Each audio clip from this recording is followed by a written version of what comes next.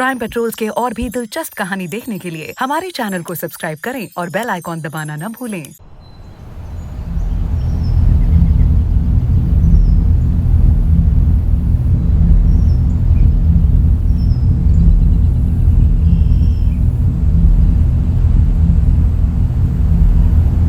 क्या अब कभी सब कुछ पहले जैसा हो पाएगा? क्या मैं कभी अपनी बेटी से नजरें मिला पाऊंगा, अपनी पत्नी से नजरें मिला पाऊंगा? वो समाज जिसका मैं बरसों से हिस्सा रहा हूं, उसका सामना कैसे करूंगा? लोग मुझे हमदर्दी भरी निगाहों से देखते हैं, लेकिन फिर भी मुझ पर जो दाग लगा है, क्या वो कभी मिट पाएगा? क्या लोग कभी मुझे एक आरोपी की नजर से देखना बंद कर पाएंगे?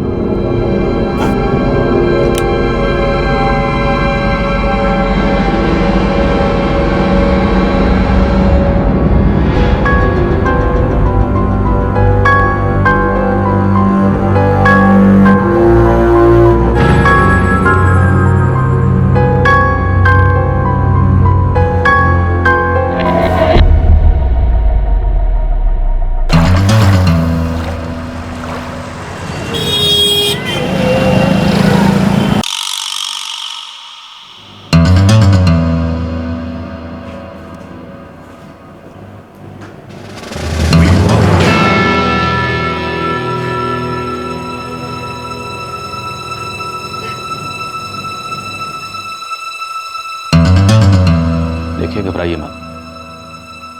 बताइए क्या हुआ?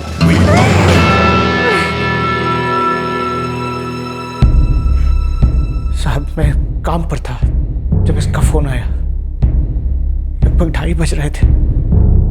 इसकी आवाज बहुत घबराई हुई लगी। मैं तुरंत घर चला आया। देखो पूर्णिमा, हमारे लिए ये जानना बहुत जरूरी है कि आखिर हुआ क्या है। बताइए। वो हमारा मकान मालिक है। इस महीने का किराया देने में हमसे थोड़ी देर हो गई थी। साहब, इस महीने कमाई कुछ ठीक से हुई नहीं। मैं टैक्सी चलाता हूँ, मेरी खुद की टैक्सी है। मैंने इस महीने का किराया पूर्णिमा के हाथ में दिया था और उससे कहा था कि हमारे मकान मालिक दिनेश गौड़ की पत्नी के हाथ में दे दे। दिनेश गौड़ दोपहर को आपके घर आए? जी साहब, दोपहर के करीब 1:45 बजे होंगे।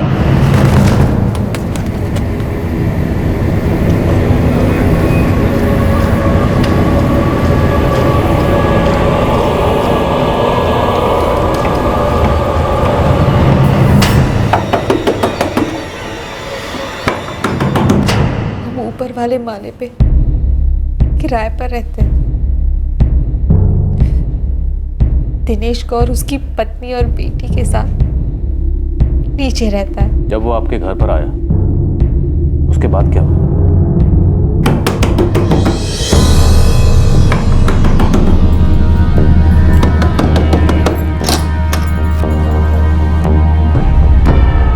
नमस्ते दिनेश जी। ये सब क्या है पूर्णिमा? आधा किराया? दिनेश जी, हम थोड़ी मुश्किल में हैं अभी, लेकिन जल्दी आपका पूरा किराया भर देंगे। मुझे ये सब बहाने नहीं सुनने हैं। राजेश कहाँ? वो काम पे गया है। मुझे अभी का अभी मेरा किराया चाहिए, नहीं तो मैं अभी तुम दोनों को इस घर से बाहर निकाल दूंगा। दिनेश जी, प्लीज शांत हो जाइए।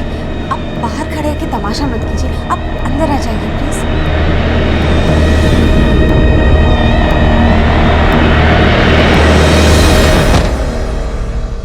सब वो बाहर चीखने चिल्लाने लगा और मैं बहुत डर गई, इसलिए उसको अंदर बुलाया और चाय बनाने रसोई में चली गई। वो बाहर के कमरे में बैठे थे और मैं अंदर चाय बना रही थी। और फिर अचानक मुझे लगा जैसे कि मेरे पीछे कोई था।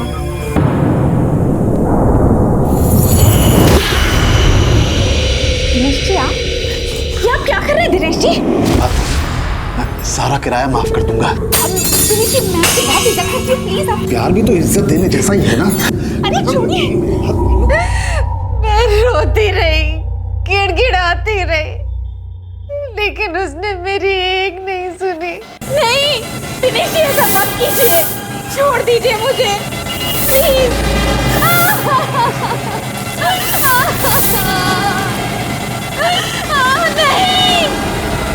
दिनेश जी, नहीं।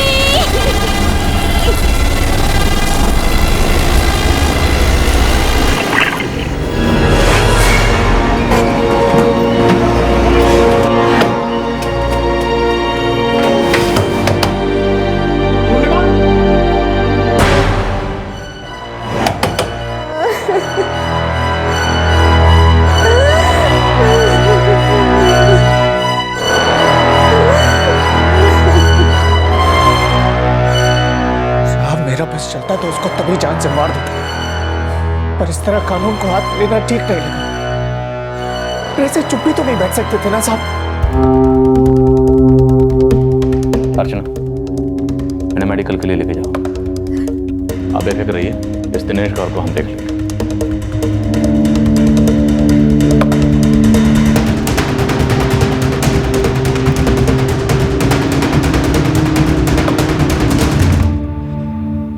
दिल्ली गैंगरेप केस के कुछ ही दिनों बाद यह केस रिपोर्ट हुआ था।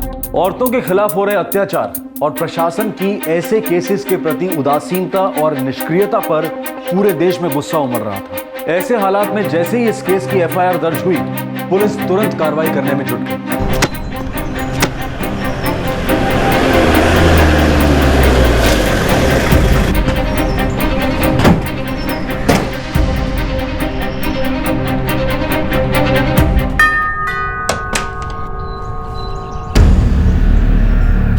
जी, दिनेश कौर, वो तो घर पे नहीं है, लेकिन बात क्या है?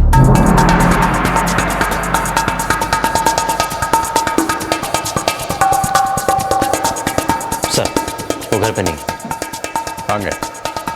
वो हमारे बाकी घरों से किराया लेने गए हैं, लेकिन हुआ क्या है? फोन नंबर बताइए उसका। जी, 4447689888। चलो। लेकिन बात क्या है इंस्पेक्टर साहब? आपके पति ने किसी का रेप किया।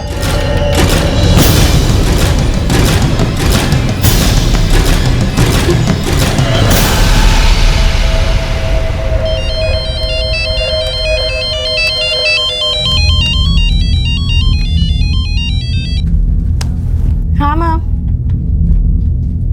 क्या माही, तुम क्या कह रही हो? राधिका, अभी अभी पुलिस आई थी घर पे, तुम्हारे पापा को ढूंढ रही है। माँ तुम परेशान मत हो, उन्हें जरूर कोई गलतफहमी हुई होगी। मैं अभी पापा से बात करती हूँ।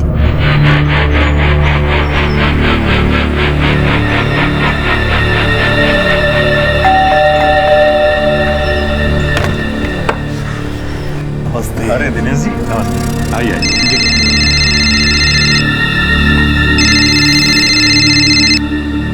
हाँ बेटा। ममता, पापा पुलिस आपको ढूंढ रही है।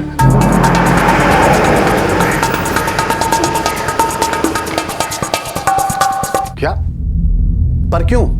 पापा वो लोग घर आए थे। पर क्यों बेटा? पापा मम्मी का फोन आया था, वह कहाँ? बेटा साफ साफ बता, आखिर हुआ क्या है? दिनेश कौर, बेटा मैं तुमसे बाद में बात करता हूँ। हेलो पापा। दिनेश कौर। जी मैं ही हूँ। सर आप बताते क्यों नहीं? आखिर मैंने किया क्या है? सर बताइए ना। हम तुम्हें रेप के चार्जेस में अरेस्ट कर रहे हैं। क्या? कैसी बात कर रहे हैं आप? हमारी किराएदार पूर्णिमा लालचंद ने तुम पर रेप के चार्जेस लगाए। सर वो झूठ बोल रही होगी सर। सर मानिए मेरी बात सर, मैंने ऐसा कुछ नहीं किया सर।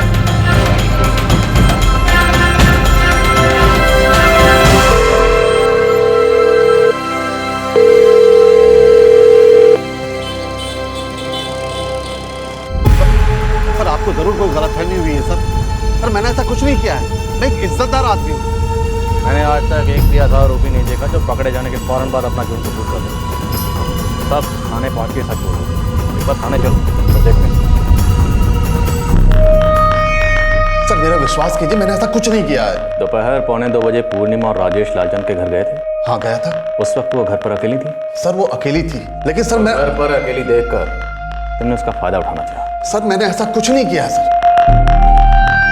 सर आप समझ नहीं रहे मेरे पापा ऐसा कर ही नहीं सकते हैं। देखिए उनसे पूछताछ चल रही है, सच जल्दी सामने आ जाएगा। सर हम उस मोहल्ले में कई सालों से रह रहे हैं, आप किसी से भी पूछ लीजिए, मेरे पति इज्जतदार आदमी है। आपके पति आपके किराएदार पूर्णिमा और राजेश के घर दोपहर 1:45 बजे गए थे या नहीं?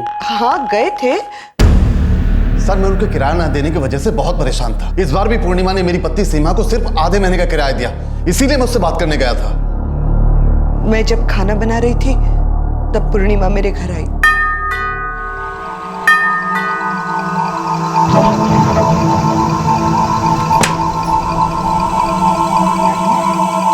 नमस्ते सीमा जी। नमस्ते। कहो। सीमा जी किराया देना था। आओ अंदर।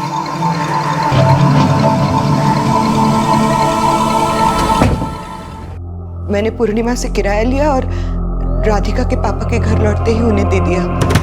वो तकरीबन 1 बजे के करीब घर लौटे थे। सीमा, ये तो आधे महीने का ही किराया है। अच्छा, मैंने तो बिना गिने ही रख लिया था। ये लोग ना मेरे सब्र का कुछ ज्यादा ही फायदा उठा रहे हैं। मुझे इनसे सख्ती से पेश आना हुआ। आप पहले खाना खाइए, बाद में जाइए। आइए शुरू कीजिए। और फिर आपके पति उनसे निपटने के लिए चले गए? नहीं, वो सिर्फ बात करने के लिए गए थे। एक औरत को घर में अकेले देखकर तुम्हारी नीयत खराब हो गई और तुमने उसका फायदा उठाना चाहा। नहीं सर, मेरा झगड़ा हुआ था, वो भी सिर्फ किराए के लिए। उन्होंने पिछले 3 महीने से मेरे घर का किराया नहीं दिया है। जो हो गया उसे भूल जा, ज्यादा हल्ला मचाने की सोच रहा भी मत। मैं लोगों से कह दूंगा कि 3 महीने का किराया बाकी है इनका। तुमने पूर्णिमा को धमकी दी थी कि अगर उसने इस रेप की कंप्लेंट किसी से की तो तुम उन्हें 3 महीने का किराया ना देने की वजह से घर से बाहर निकाल दो। सर मैंने ऐसा कुछ नहीं किया है, बल्कि जब वो मुझ पर चिल्लाने लगी तो मैं वहां से चला आया। वो मुझ पर चिल्ला रही थी। दिनेश जी नमस्ते। ये सब क्या है पूर्णिमा? आधा किराया? दिनेश जी हम थोड़ी मुश्किल में हैं अभी, लेकिन जल्दी आपका पूरा किराया भर देंगे। मुझे ये सब बहाने नहीं सुनने हैं। राजेश कहाँ? वो काम पे गए हैं। 3 महीने का किराया बाकी है। तुम लोग कभी भी वक्त पे किराया नहीं देते हो। राजेश को टैक्सी खरीदने के लिए मैंने उधार दिए थे, उसने उसका भी 1 पैसा चुकता नहीं किया। देखो अब मैं और बर्दाश्त नहीं करूंगा। दिनेश जी आजकल ज्यादा कमाई नहीं हो पा रही है, पर आप भरोसा रखिए आपके पूरे पैसे हम जल्द ही चुका देंगे। ये बात है ना, मैं कई बार सुन चुका हूँ। मुझे आज ही मेरा किराया चाहिए, नहीं तो मैं तुम दोनों को आज ही इस घर से बाहर निकाल दूंगा। और तुम्हारा ये जो फ्रिज टीवी पड़ा है ना, इसे बेचकर अपना किराया वसूल कर लूंगा। आप ऐसा नहीं कर सकते। मैं ऐसा ही करूंगा। अब निकलिए यहाँ से, अभी चलिए निकलिए। तुम मुझे मेरे घर से बाहर निकाल रही हो? तुम मेरे साथ ऐसा व्यवहार नहीं कर सकती हो। लेकिन अभी इस घर में मैं रह रही हूँ, क्योंकि इस घर को किराए पर मैंने लिया है और आपको यहाँ से निकलने के लिए कह रही हूँ। निकलिए यहाँ से, चलिए।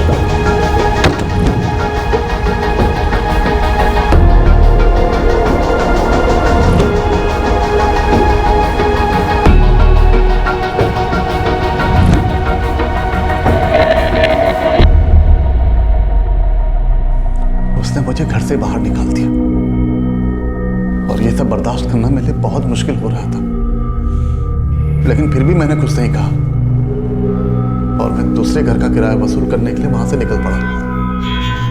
तुम जो कह रहे हो, पूर्णिमा लालचंद ने हमारे पास जो बयान दर्ज करवाया है, ये दोनों बयान बिल्कुल अलग अलग हैं। सर वो झूठ बोल रही है।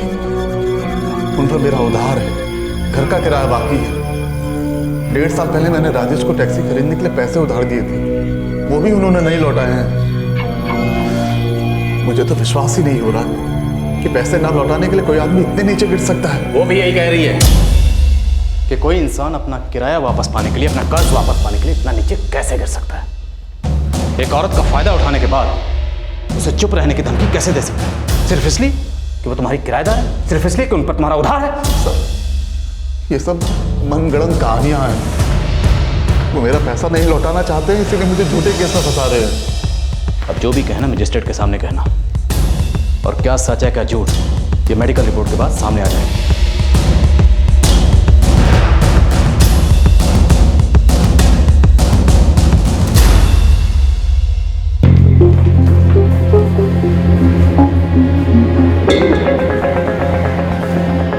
लेट जाइए।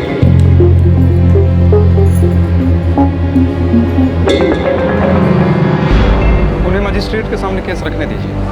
मैं बेल के लिए अभी अप्लाई कर देता हूँ। अब तक मेडिकल रिपोर्ट्स आई नहीं है।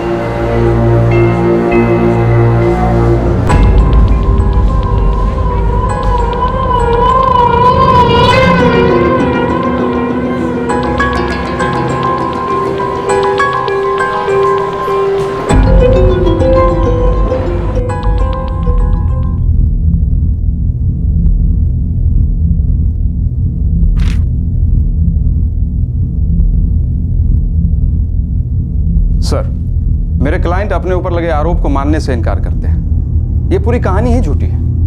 पुलिस की इनसे पूछताछ पूरी हो चुकी है और मेडिकल रिपोर्ट अब तक आई नहीं है। इसलिए मैं आपसे रिक्वेस्ट करता हूं कि मेरे क्लाइंट को बेल दे दी जाए। बेल एप्लीकेशन नामंजूर की जाती है। आरोपी को न्यायिक हिरासत में लिया जाए। कोर्ट पुलिस को जल्द से जल्द चार्जशीट फाइल करने का ऑर्डर देती है। साथ ही इस केस की संवेदनशीलता को देखकर तहकीकात की जाए और पीड़ित महिला को किसी भी प्रकार से परेशान ना किया जाए।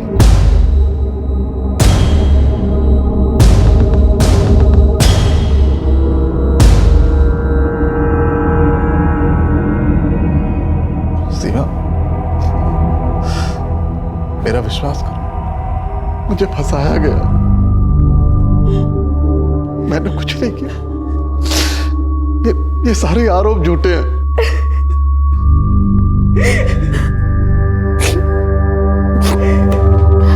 पापा, हमें आप पे पूरा भरोसा है। हमें पता है आपने कुछ नहीं किया।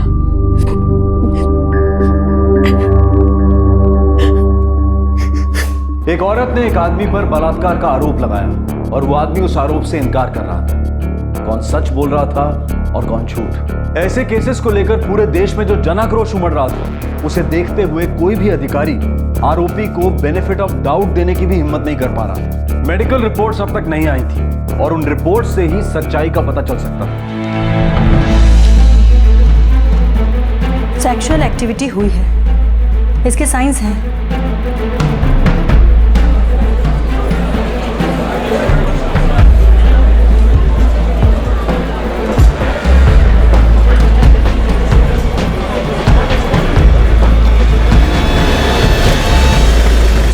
सर, आपने दिनेश जी के खिलाफ क्या कार्रवाई की?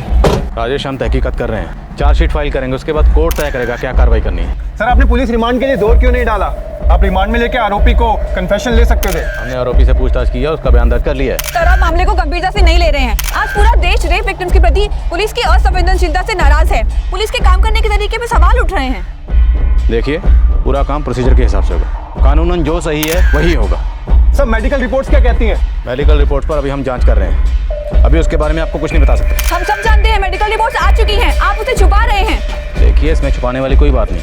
कंप्लेंट सच्ची है, लेकिन जब तक जांच पूरी नहीं हो जाती हम किसी नतीजे पर नहीं पहुंच सकते। Thank you very much. Sir, एक और सवाल। सर, सवाल बताइए। सर, एक सवाल।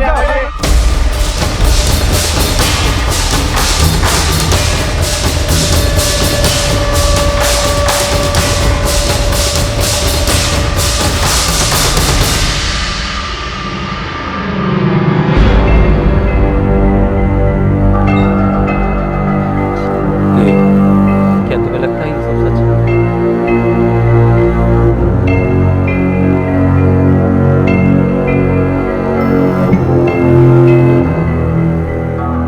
दिनेश जी ऐसा करेंगे ऐसा सोचा नहीं था।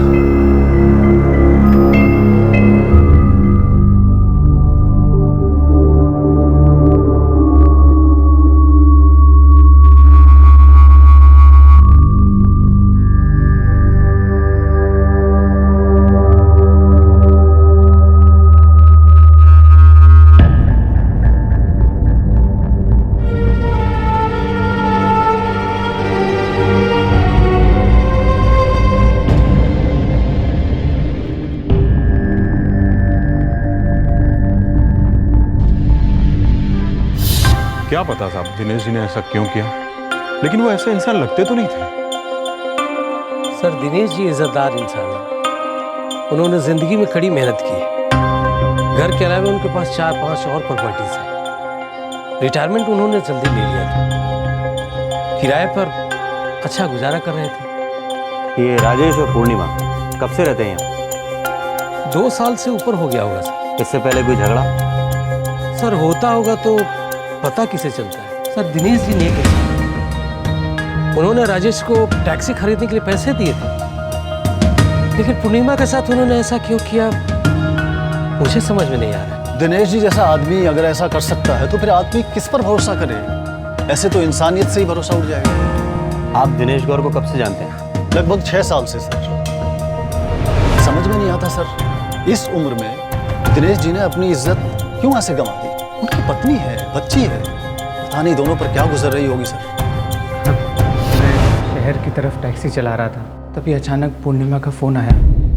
और देखिए, मैं जानता हूँ कि जो हुआ बहुत बुरा हुआ। मैं समझता हूँ इस हादसे को बार बार याद करना आप लोगों के लिए काफ़ी मुश्किल है, पर फिर भी अगर आप अपनी पत्नी को तैयार कर सकें कि वो हमें बताएं कि क्या हुआ, कैसे हुआ, कहाँ हुआ। देखिए, वो सब बताएं ये ज़रूरी नहीं है, पर हमारी जानकारी के लिए इस हादसे को समझना ज़रूरी है।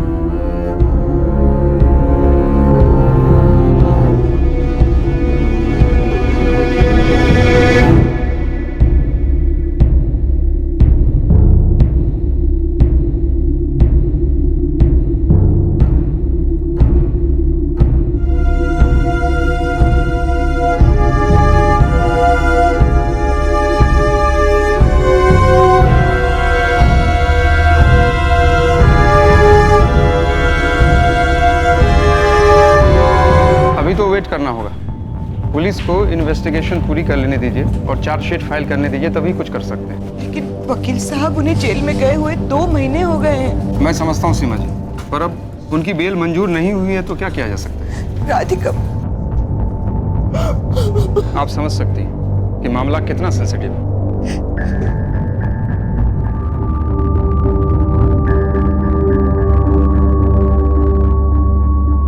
सर, ये रही पूरी रिपोर्ट। दिनेश गौर? जी सर, जो भी दिनेश गौर को जानता था उन्हें ये बात सुनकर धक्का लगा, और कोई भी ये बात मानने को तैयार नहीं है कि दिनेश गौर ऐसा कर सकता है। और आस पड़ोस में भी उनकी बहुत इज्जत है। हाँ, जहाँ काम करता था वहाँ भी पूछताछ, पर वहाँ भी कोई मानने को तैयार नहीं है कि वो ऐसा कर सकता है। और मेडिकल रिपोर्ट से भी कुछ क्लियर नहीं हो रहा है। सेक्सुअल एक्टिविटी हुई है, इसके साइंस हैं। हाँ, सेक्सुअल इन्वॉल्वमेंट तो पॉजिटिव है, पर बॉडी पर स्ट्रगल के कोई साइन नहीं है। Yes, it's a fact. हमने पूरी बॉडी का चेकअप किया, मगर स्ट्रगल के कोई भी निशान नहीं। पूर्णिमा लालचंद का कहना है कि उसके साथ जबरदस्ती हुई। उसने खुद को बचाने की बहुत कोशिश की, जबकि मेडिकल रिपोर्ट में स्ट्रगल की कोई साइन नहीं। सर, वो इस हादसे की अकेली चश्मदीद गवाह है और उसके बयान पर ही केस बनाया गया, और उसका कहना है कि हादसे के तुरंत बाद उसने अपने पति को फ़ोन किया, पर यह बात फ़ोन रिकॉर्ड से सच साबित होती है।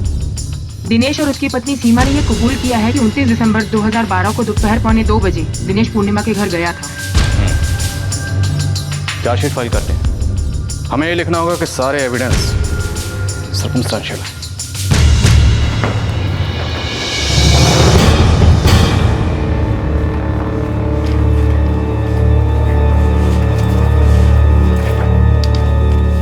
सर, चार्जशीट सिर्फ सर्कमस्टेंशियल एविडेंस के आधार पर बनाई गई है, और मेरे क्लाइंट ने जो बयान पहले दिया था उसमें अब तक कोई चेंज नहीं किया है। इन्होंने अपने ऊपर लगे आरोप से भी इनकार किया है और 2 महीने जेल में गुजार चुके हैं। इसलिए मैं कोर्ट से रिक्वेस्ट करता हूं इन्हें बेल ग्रांट की जाए। दिनेश गौर की बेल एप्लीकेशन एक्सेप्ट की जाती है। केस की सुनवाई 26 मार्च को होगी।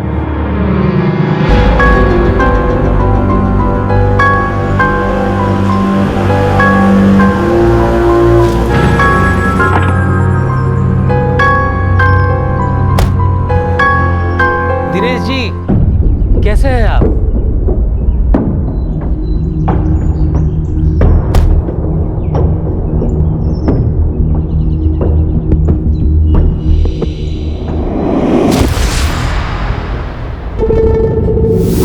राजेश, वो जमानत पे रिहा हो चुका है,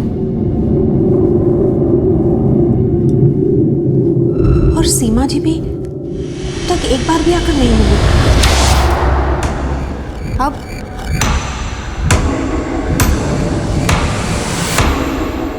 केस की सुनवाई जल्द ही शुरू होने वाली थी। दिनेश गौर को जमानत मिल चुकी थी। इनोसेंट अंटिल प्रूवन गिल्टी, यानी कि आरोप साबित होने तक आप बेकसूर हैं। यह हमारी न्याय व्यवस्था का मूल मंत्र है। दिनेश पूरी तरह से टूट चुके थे। हमारी न्याय व्यवस्था के हिसाब से वो अब तक सिर्फ आरोपी थे, अपराधी नहीं। लेकिन दिनेश को ऐसा लग रहा था कि उन पर लगा ये दाग कभी नहीं मिट पाएगा।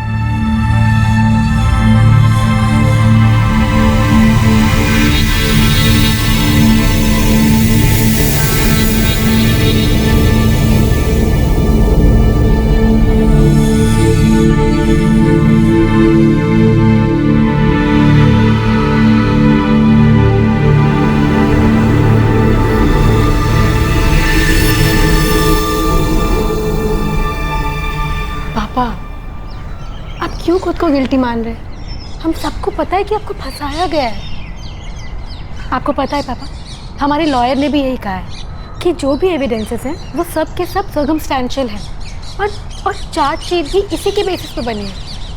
डोंट वरी पापा, वो केस लड़ लेंगे। बेटा, सच में मैंने कुछ नहीं किया। पापा प्लीज, पापा मुझे पता है, मैं जानती हूँ आपने कुछ नहीं किया, आप ऐसा कर ही नहीं सकते। पापा प्लीज, आप भरोसा रखिए, आपको न्याय जरूर मिलेगा पापा।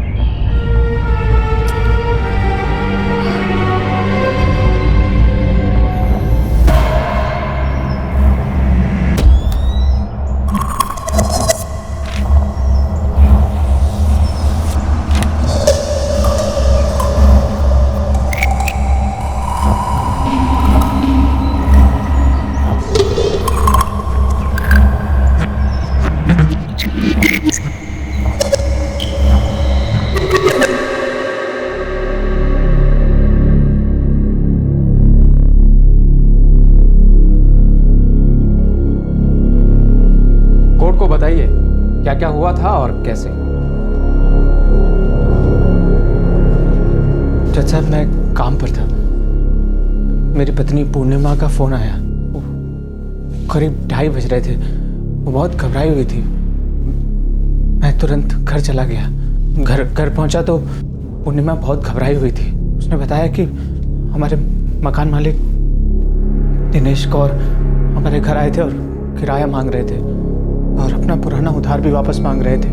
उसने उन्हें समझाने की कोशिश की, शांत करने की कोशिश की और वो चिल्लाने लगे, चीखने लगे। उन्होंने मेरी पत्नी के साथ बदतमीजी की। जब उन्हें घर से बाहर निकालने की कोशिश की तो उन्होंने उसका हाथ पकड़ लिया। वो उनके ऊपर चिल्लाई और उसने अपना हाथ छुड़ा के उन्हें घर से बाहर निकाल के दरवाजा बंद कर दिया। उनके बुरे बर्ताव की वजह से बेहद सदमे में थी। और फिर? वो बहुत परेशान थी जज साहब। आगे क्या हुआ?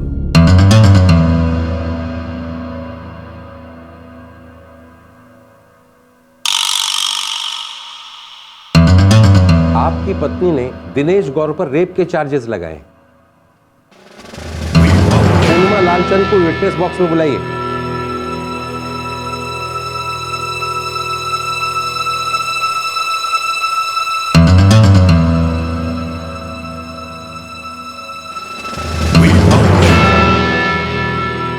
कोर्ट को ठीक ठीक बताइए क्या हुआ था। बस इतना ही, आगे आपको कुछ नहीं कहना है। मैं बहुत परेशान थी साहब। मैं तो सिर्फ हरेसमेंट का केस करना चाहती थी।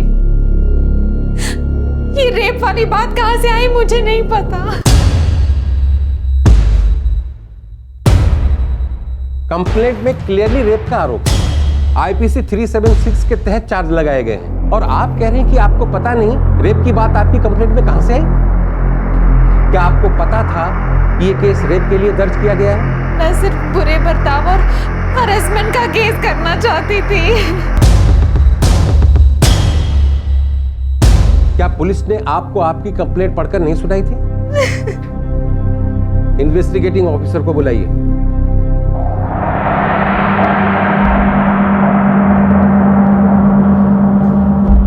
एफआईआर पूर्णिमा लालचंद और राजेश लालचंद के बयान के आधार पर दर्ज की गई थी और सारी इन्वेस्टिगेशन भी उसी के बेस पर हुई थी। पूर्णिमा लालचंद ने अपना बयान कांस्टेबल अर्चना की मौजूदगी में दर्ज किया था। एफआईआर के साथ पूर्णिमा का बयान भी है जिसमें उन्होंने दिनेश गौड़ के खिलाफ रेप का आरोप लगाया है। पुलिस इंस्पेक्टर अरुण सिंह और सब इंस्पेक्टर सुरेश प्रताप की मौजूदगी में ये कंप्लेंट दर्ज कराई गई थी। कंप्लेंट पर पूर्णिमा और उनके पति राजेश दोनों के सिग्नेचर्स भी हैं। चार्जशीट के साथ ही वो पेपर्स लगे हैं। आपको अंदाजा भी आपने कितना गंभीर आरोप लगाया? कोर्ट को लगता है कि ये केस एक सीधे साधे आदमी से बदला लेने के लिए, उसे मजबूर करने के लिए, उसे बदनाम करने के लिए और उससे कुछ हासिल करने के लिए फाइल किया गया है। इस केस की नई सिरे से जांच शुरू की जाए और जल्द से जल्द चार्जशीट फाइल की जाए। और अगर इन्वेस्टिगेशन के दौरान यह पाया जाता है कि ये केस किसी गलत इंटेंशन से फाइल किया गया था तो कंप्लेनेंट के खिलाफ काउंटर केस फाइल किया जाए।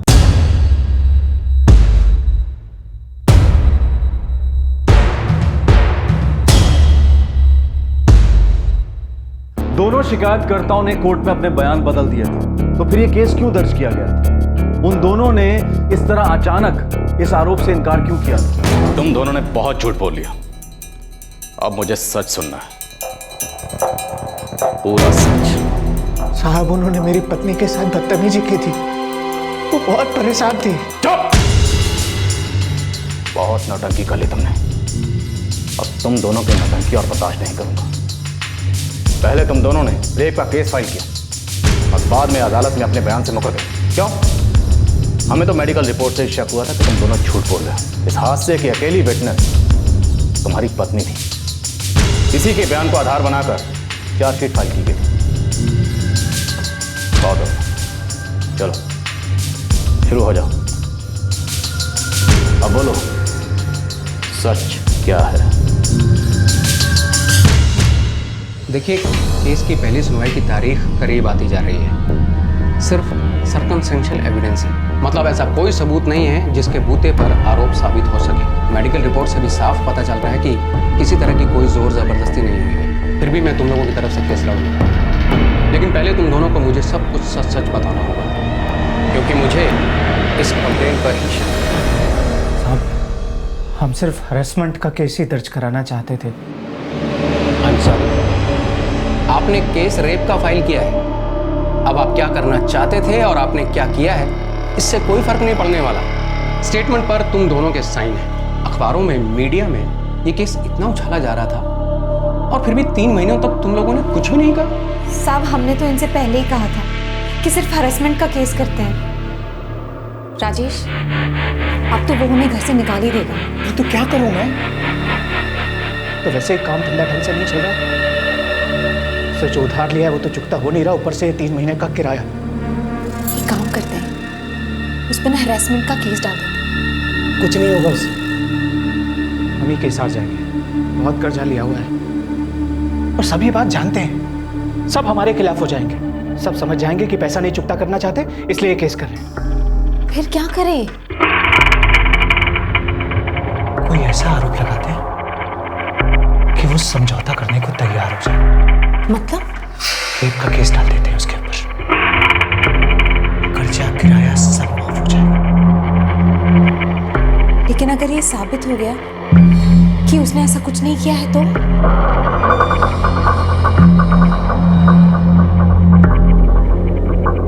सिर्फ कर्ज और किराए से छुटकारा पाने के लिए तुम लोगों ने एक नेक और शरीफ इंसान पर बलात्कार का आरोप लगाया।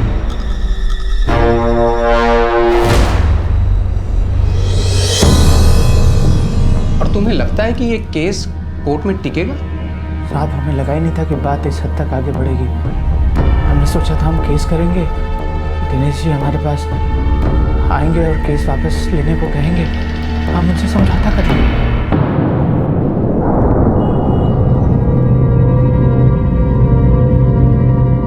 बहुत डर लग रहा है राजेश। वो जमानत पे रिहा हो चुका है और सीमा जी भी अब तक एक बार भी आकर नहीं मिली। अब कोर्ट की तारीख भी पास आ रही है। हम फंस जाएंगे राजेश। वो लोग तो हमसे बात करने आए ही नहीं। मैंने तो बहुत कोशिश की, उनके घर के सामने से बहुत बार गुजरी ताकि सीमा जी एक बार देख ले और केस वापस करने की विनती करें, पर ऐसा कुछ नहीं हुआ। मेरे ख्याल से तुम दोनों ने बहुत बड़ा गुनाह किया है। जब पहली बार मैंने चार्जशीट देखी थी तभी समझ गया था कि यह केस कोर्ट में खड़ा भी नहीं हो पाएगा। अब क्या करें? पहली ही सुनवाई में सच बोल दो। तुम दोनों के बयान रिकॉर्ड किए जाएंगे, इतना याद रखो, सच बोलो। दोनों के बयान दर्ज करो और साइन करवाओ।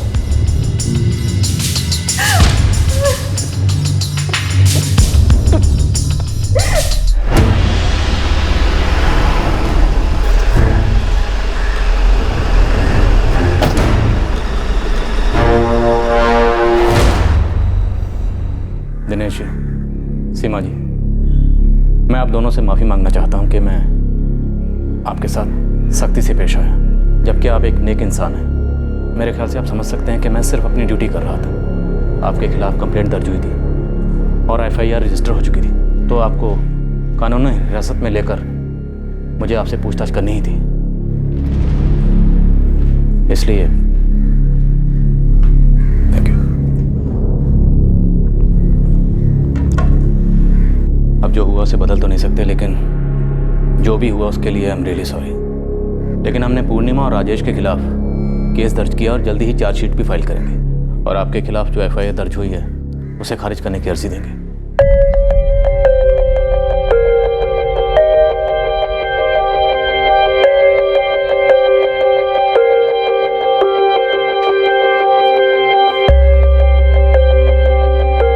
पापा, पापा,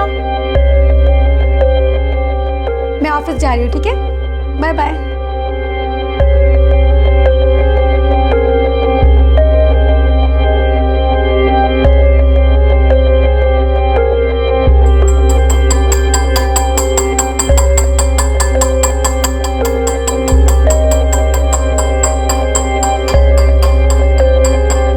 कहाँ जा रहे हैं आप? चौक वाले घर पर लौटते हुए किराया भी ले आऊंगा। खाना खाने तक वापस आ जाएंगे ना? आ जाऊंगा। अच्छा।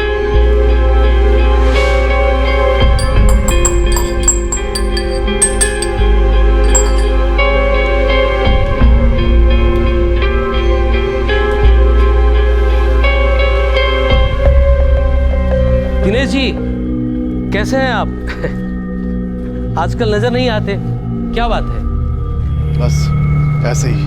मुझे पहले से पता था कि आप ऐसा कर ही नहीं सकते। राजेश और पूर्णिमा आपको फंसा रहे हैं। दिनेश जी, एक दिन देखिएगा, उनको कड़ी से कड़ी सजा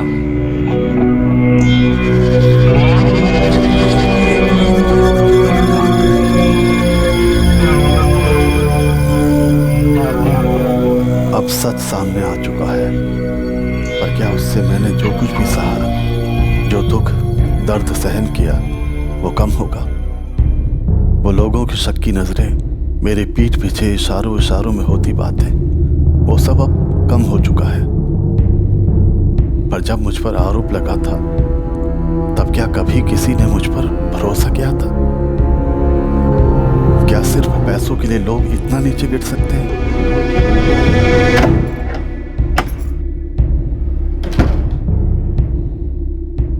केस का फैसला जो भी हो, क्या मेरी खोई हुई इज्जत कभी लौट पाएगी?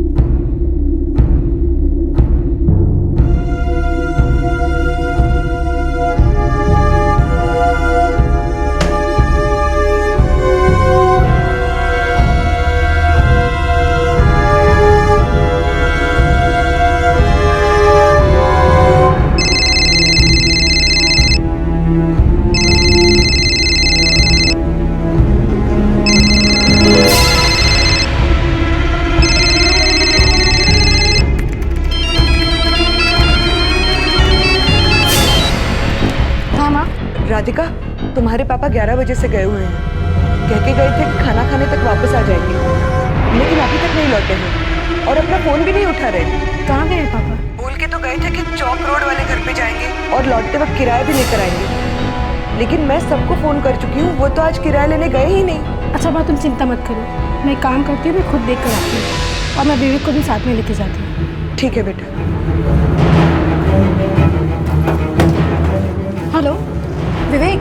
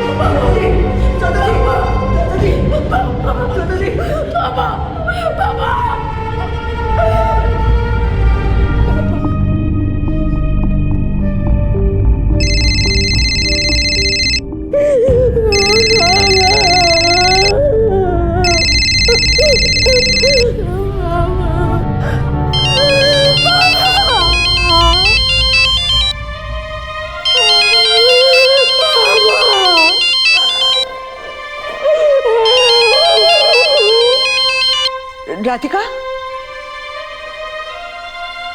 चाची जी, मैं विवेक। हाँ विवेक, तुम्हारे चाचा है वहां पे? चाचा जी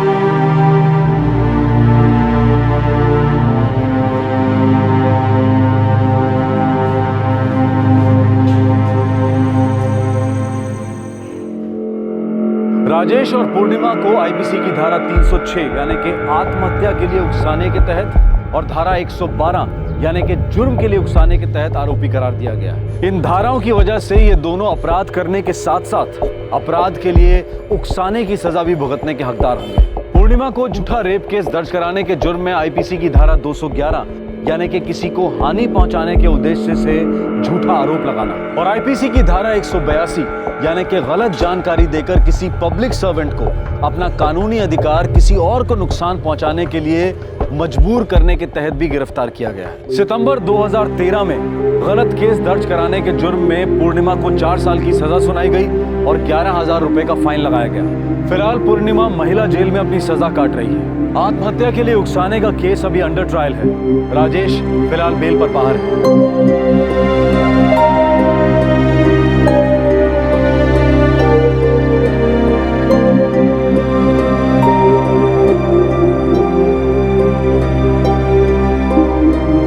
क्या ये सारे झूठे केसेस न्याय मांगने आई सच में पीड़ित महिलाओं पर अन्याय नहीं? कई बार लोग अपने निजी स्वार्थ के लिए, किसी को मजबूर करने के लिए या फायदा उठाने के लिए रेप और डाउरी हैरेसमेंट के कानून का गलत इस्तेमाल करते हैं। अगर हम चाहते हैं कि दहेज और बलात्कार के केसेस से निपटने के लिए सख्त से सख्त कानून बने, तो हमें ये भी देखना होगा कि इन कानूनों का गलत इस्तेमाल करने वालों के खिलाफ भी सख्त कार्रवाई हो। हमारे आज के एपिसोड की दूसरी कहानी। को किसने कहा था?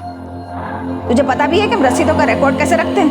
मुझे खबर चला, आप ऑफिस में नहीं थी ना, इसलिए। नहीं थी तो रसीद लेने से पहले तूने मुझे पूछा था क्या?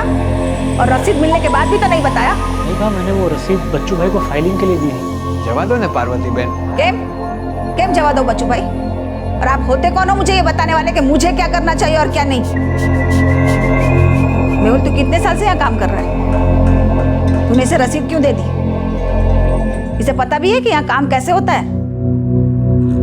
और भाभी, तुझे जितना कहा जाए उतना ही कर, समझा?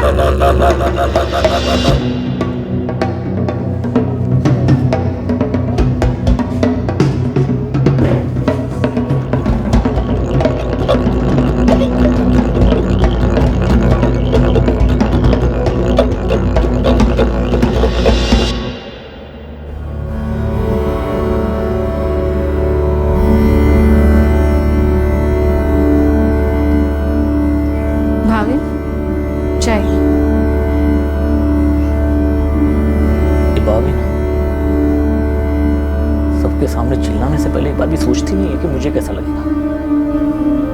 सारे ऑफिस स्टाफ के सामने मेरी बेइज्जती करती है। यही बात जब मैं आपको बोलती हूँ कि आपकी बात मुझे किसी के भी सामने कहीं पर भी कुछ भी बोल देती है, बेइज्जत कर देती है, तो आप मुझे डांट देते हैं और उनकी इज्जत करने को कहते हैं। सुरभि प्लीज, अब तुम अपनी बकवास शुरू मत करो। तुम्हारी बात कुछ और है, लेकिन मैं तो उनका अपना बेटा हूं ना, उनका अपना खून। वो मेरे साथ ऐसा सुलूक नहीं कर सकता। तुम जाओ यहाँ से।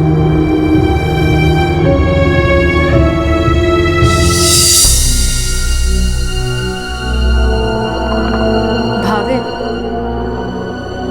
किसी को भी बेइज्जत होना अच्छा नहीं लगता, पर ये बात तब समझ में आती है जब वो खुद पे बीतती है। प्लीज, अब तुम ताने मारना बंद करो। मैं ताने नहीं मार रही हूँ, पर ये सच्चाई है कि आपकी बा एक बहुत ही घमंडी औरत है। उनको किसी की भी इज्जत करना नहीं आता। पर ये बात जब मैं आपके पास लेकर आती हूँ तो मुंह फेर लेते हैं। सुरभि, तुम मेरी बीवी हो, इसलिए मैं बाप की इज्जत करनी पड़ती। हाँ, उनकी रोज की बेइज्जती, उनकी सबके सामने बेमतलब की डांट फटकार, सब कुछ चुपचाप सहती रहो, है ना? तुम जाओ ऐसे।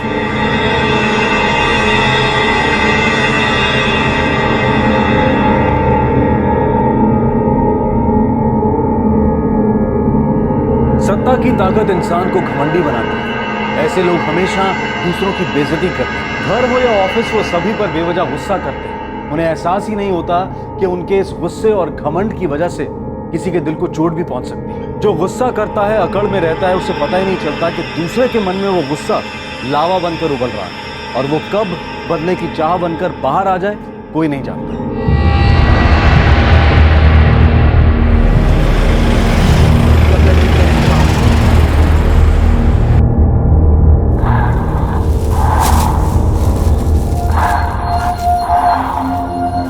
पार्वती बहन, नवो स्टॉक आवे છે।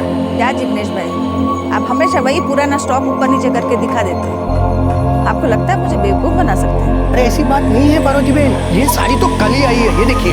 हाँ बा, ये बिल्कुल नहीं है। पिछली बार जब हम आए थे तभी नहीं थी।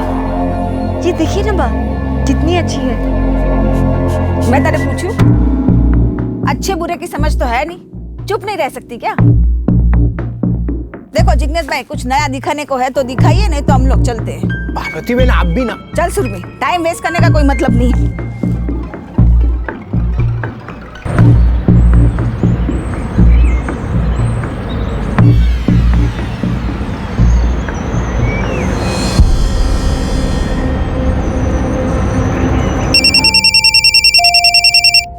हाँ बोल सुरभि। हेलो भाविन, मैं लक्ष्मी नगर के पास हूँ और मेरे पास घर वापस आने के पैसे भी नहीं हैं। लेकिन बा कहाँ है? वो तो बा के साथ गई थी ना। बा कहीं चली गई है। कहाँ था, 15 मिनट में आई थी, लेकिन अब 1.5 घंटा हो गया है और वो अब तक नहीं आई। और उनका फोन भी मेरे पास ही है। तो तुम एक काम करो, तुम वही रहो, मैं अभी आता हूँ। ठीक है। ये बा भी ना।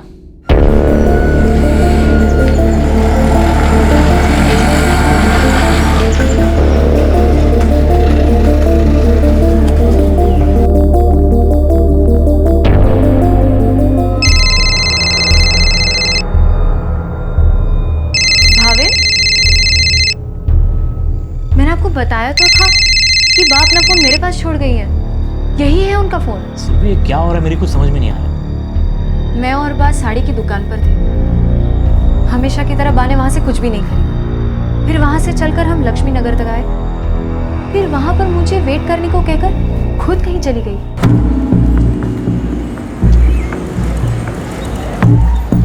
सुरभि, एक काम कर, तू यहीं रुक, मुझे कुछ काम है, मैं 15 मिनट में वापस आती हूँ।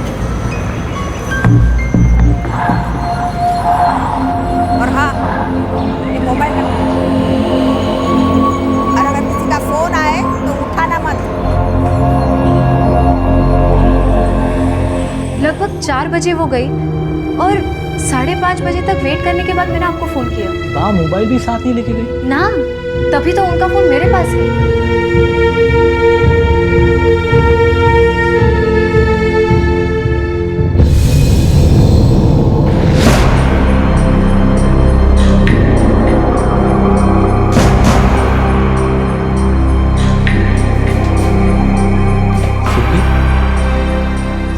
बजने वाले हैं, बाजू से नहीं आई। अब तो मुझे भी चिंता हो रही है। मैंने ऑफिस में भी फोन किया था, वहां पे भी नहीं है वो। पुलिस स्टेशन चले? क्या वो पहले भी कभी बिना कुछ बताए, बिना मोबाइल फोन लिए कहीं गई? नहीं सर, कभी नहीं। एक भी रुपया दिए बिना वो आपको इस हाल में छोड़कर चली गई, बस अपना मोबाइल फोन देके? हाँ। क्या आप हमें शुरू से जो भी कुछ हुआ वो बता सकते हैं? दोपहर के कुछ 1:45 बजे थे। बा ऑफिस से लौट आई थी। उन्हें शॉपिंग के लिए जाना था, इसलिए करीबन 2:30 बजे हम निकल गए थे। हाँ सर, करीब 1:20 पर खाना खाने के लिए ऑफिस से निकली थी, तब मैं ऑफिस में ही था। हम दोनों साड़ी की दुकान पे गए और हमेशा की तरह उन्होंने वहां से कुछ भी नहीं खरीदा। और फिर एक काम कर, तू यहीं रुक, ये मोबाइल रख। उसके बाद मैंने भाविन को फोन किया। उन्होंने आपसे कुछ भी नहीं बताया कि वो कहाँ जा रहे हैं? ना। ऑफिस में किसी को बताया था कि शाम को उन्हें कुछ काम है या फिर किसी से मिलना है? नहीं सर, मैंने ऑफिस में फ़ोन करके भी पूछा था, लेकिन किसी को कुछ नहीं पता। आप लोगों का अंगड़िया का बिजनेस है ना? जी सर, परसों पुराना है। और सारा बिजनेस आपकी बाई संभालती है? जी हाँ सर, बाबूजी के गुजर जाने के बाद साल 2003 के बाद से भाई संभालती है। सर, उनके फ़ोन से आखिरी कॉल दोपहर 12:30 बजे किया गया था। पता करो फ़ोन किसको किया गया। Yes sir.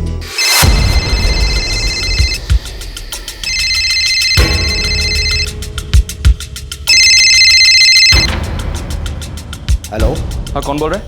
तमें कौन? PSI Solanki, city police station.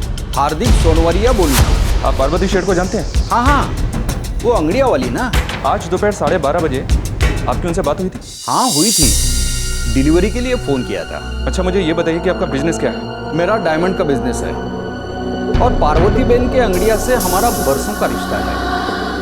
पर बात क्या है सर? बात यह है कि पार्वती बहन शाम से घर नहीं लौटी है। आपको कुछ आइडिया है कि वो कहाँ गई होंगी? नहीं साहब, पर कोई गड़बड़ है क्या? अब तो ऐसे ही लग रहा है क्योंकि वो अभी तक घर नहीं लौटी। नहीं साहब, मुझे कुछ मालूम नहीं है। ठीक है, हम बाकी के पुलिस स्टेशन और पेट्रोल टीम को इन्फॉर्म कर देते हैं। कल सुबह तक वेट करते हैं।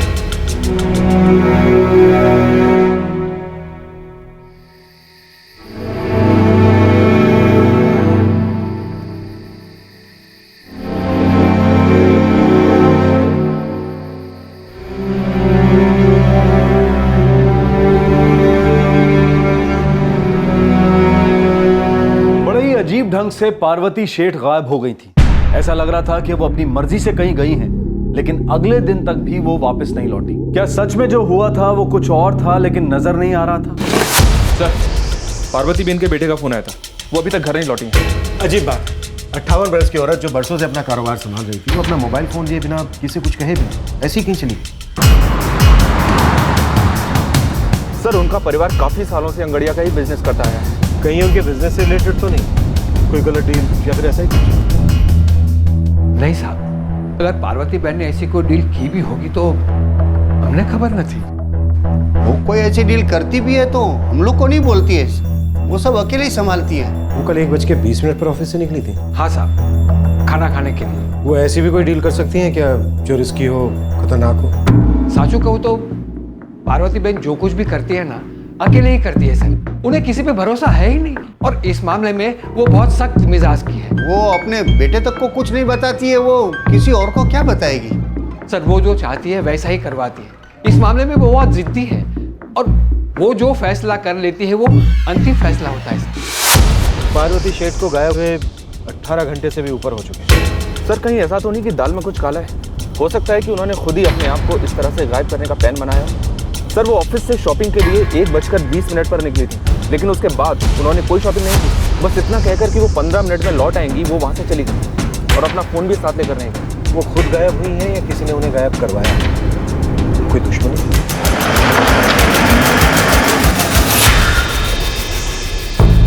सर, हमारा बिजनेस बहुत अच्छा चल रहा है। किसी के साथ कोई दुश्मनी? दुश्मनी? भाभी सेठ, आपकी बा को गायब हुए पूरे 18 घंटे हो गए, अभी तक कोई खबर नहीं। कोई तो वजह होगी। उनकी किसी के साथ कोई दुश्मनी थी या उन्हें किसी से कोई खतरा था? ऐसा तो नहीं है कि उन्हें किसी ने किसी डील के लिए बुलाया हो और उनके साथ कुछ गलत हो गया? आप कहना क्या चाहते हैं सर? मैं सिर्फ इतना कहना चाहता हूँ कि आपकी बा अभी तक नहीं लौटी, और आपकी पत्नी का कहना है कि वो अपनी मर्जी से कहीं गई। कहीं ऐसा तो नहीं कि किसी ने उन्हें बंदी बना लिया हो, मेरा मतलब उनका अपहरण कर दिया? नहीं सर, मुझे तो ऐसा नहीं लगता। और दुश्मन तो हर धंधे में होते ही हैं सर, खासतौर पे जब आप टॉप के 5 अंगड़े वालों में से हो तो हो सकता है ऐसा कुछ हुआ हो। आपको किसी पर शक है? क्या बात कर रहे हैं इंस्पेक्टर साहब? दुश्मनी, और वो भी पार्वती बहन से? पार्वती शेठ का बहुत बड़ा बिजनेस है। हाँ, और मेरा भी। लेकिन एक बात बोल दूं साहब मैं आपको, ये जो हमारा आंगड़ियां लाइन है ना, उसका एक उसूल है कि हम लोग कभी भी एक दूसरे के ग्राहक को टच नहीं करते। पार्वती बहन बहुत ही इज्जतदार औरत है, उनके अपने क्लाइंट्स हैं, हमारे अपने। साहब, ये धंधा बरसों की मेहनत और भरोसे पर ही टिका है, और हम लोग एक दूसरे का भरोसा कभी भी नहीं तोड़ते सर। हम एक दूसरे की बहुत इज्जत करते हैं साहब, और मैं बिना किसी शक के आपको ये कह सकता हूँ कि हम एक दूसरे के धंधे में कभी दखलंदाजी नहीं करते साहब, ये हमारा नियम है।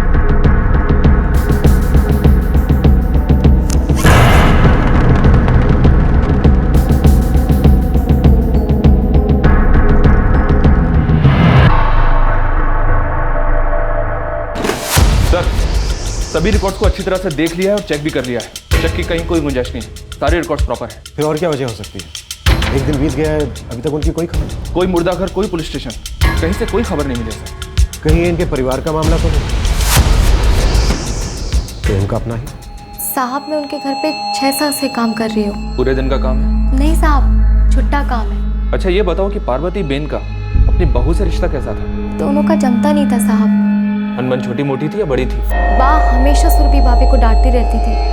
मेरा मतलब है कि सुरभि भाभी कोई गलती करती थी तब भी उनको डांट पड़ती थी, और वो कोई गलती नहीं करती थी तब भी उनको सुनने को मिलती थी। आशु, रोज रोज बटाका शाक, तुझे और कुछ बनाना नहीं आता है क्या? बा आप जितने पैसे देते हो उतने में बटाटा ही आता है। मैं पैसे गिन के देती हूँ, उसका मतलब ये थोड़ी कि तू मुझे रोज यही सब्जी खिलाएगी। कोई और सब्जी नहीं ला सकती थी क्या? हाँ, सब्जी के भाव बढ़ गए हैं, उतने में और कुछ नहीं आता। सब्जी के भाव बढ़ गए या तेरी अक्ल घास चरने गई है? जा अथाणु ले आओ।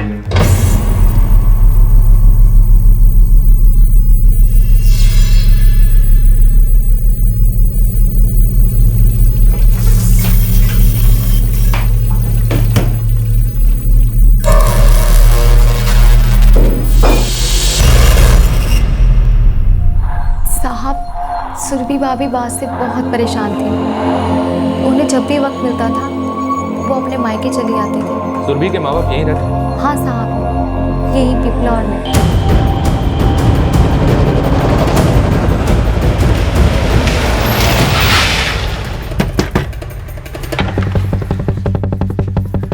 जी, आप सुरभि शेठ के बाबूजी हैं? हाँ जी सब, जब से पार्वती बहन के बारे में पता चला है ना, हम लोग भी बहुत परेशान हैं। आपकी बेटी सुरभि वो इंसान है जिसने आखिरी बार पार्वती शेठ को जाते हुए देखा था।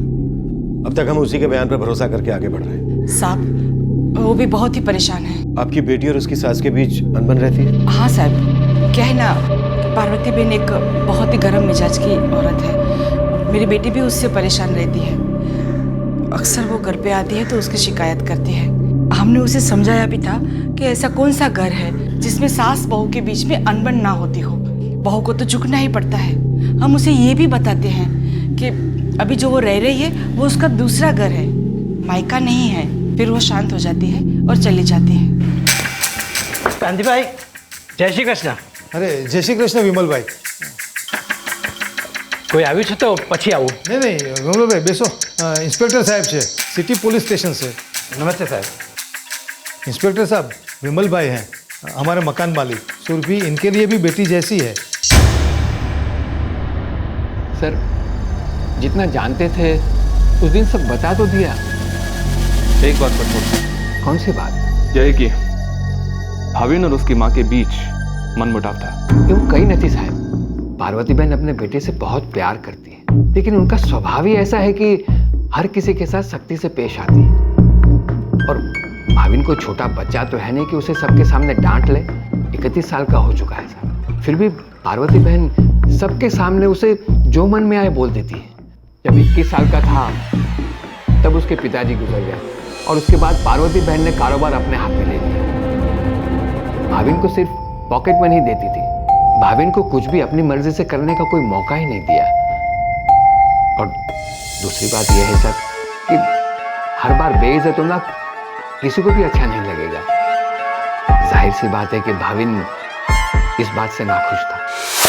पार्वती बहन को गायब हुए पूरे 3 दिन हो गए और अभी तक उनकी कोई खबर नहीं। बेटा और बहू दोनों से उनके रिश्ते काफी कड़वे थे। कहीं उनके गायब होने के पीछे यही वजह तो नहीं? क्या आप लोगों को ये लगता है कि मेरी सास के गायब होने के पीछे मेरा हाथ है? आपके अपनी सास के साथ संबंध अच्छे नहीं है, ये बात किससे छुपी तो है। बिजनेस और घर दोनों जगह उन्हीं की चलती है।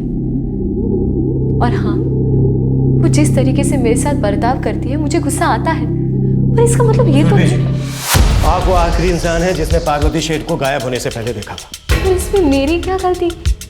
क्यों शॉपिंग के लिए मुझे साथ ले गई? लेकिन अपना मोबाइल फोन पार्वती शेठ आपको देकर क्यों चाहिए और कहाँ? मुझे कैसे पता होगा सर?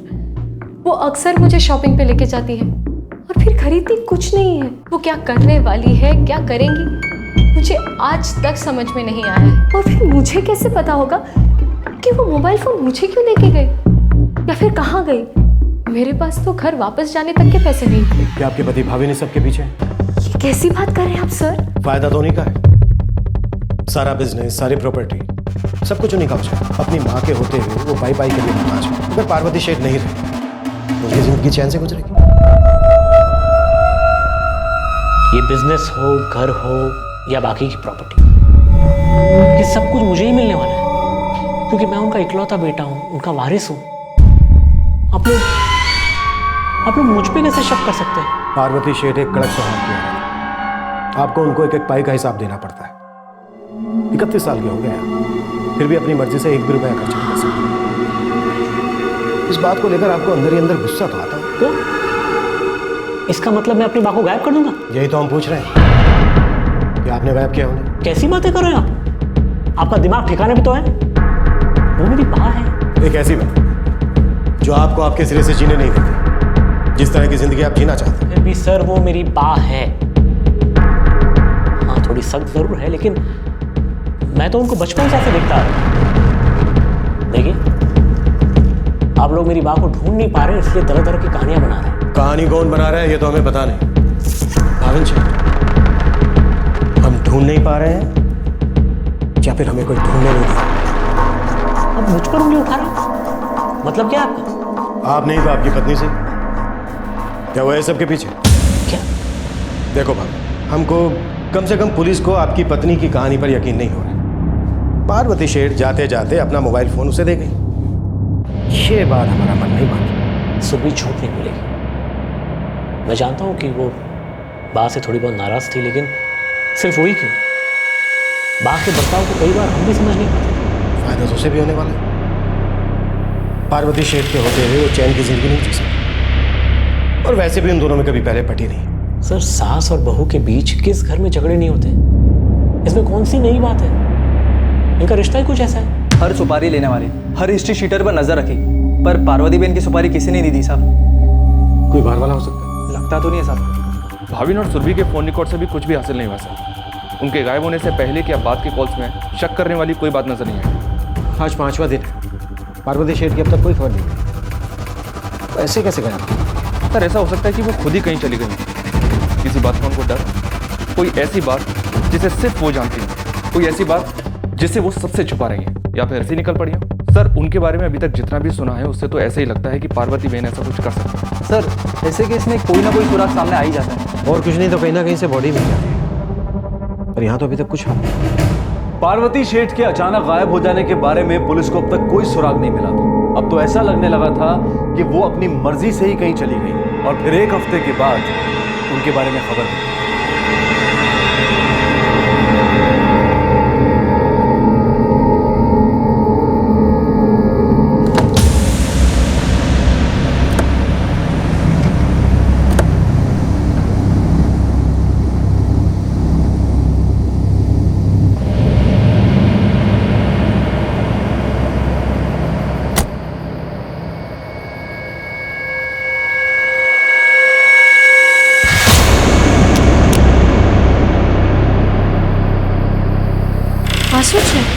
भारी पड़ती मधु।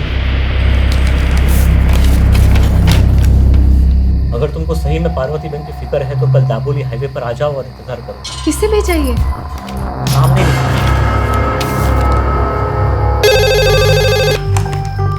City police station. पार्वती बहन को ढूंढना आसान नहीं है। Hello hello.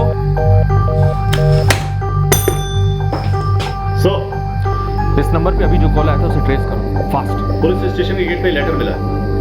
क्या लिखा है इसमें? इसमें पार्वती बहन के बारे में लिखा है।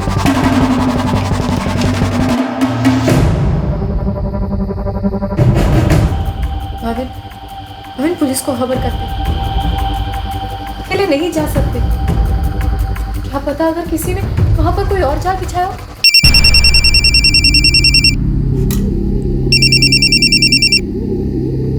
हेलो, तुम्हें पार्वती बहन को सच में बचाना है। कौन बोल रहा है? रईस औरत है इसलिए मोटी रकम तैयार रखना। अपन मारी बात क्या छे? हेलो, मारी बात क्या छे? किसका फोन था?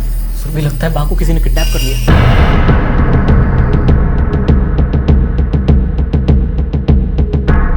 दोनों लेटर से एक ही आदमी ने लिखे। सर, यहाँ जो कॉल आया था और भाविन को जो कॉल आया था, वो दोनों ही कॉल पीसीओ से आए थे। एक नानपुरा से और एक संग्रामपुरा से। दोनों ही जगह पास पास। पीसीओ वालों को पता नहीं कि फोन किसने किया था। कॉइन बूथ था, वहाँ कोई बूथ वाला नहीं था। तो अब क्या करेंगे सर? मेरी बाप मुसीबत में होगी। कल हम दाभोली जाएंगे। आखिर पता तो चले कि किडनैप करने वाला चाहता क्या है।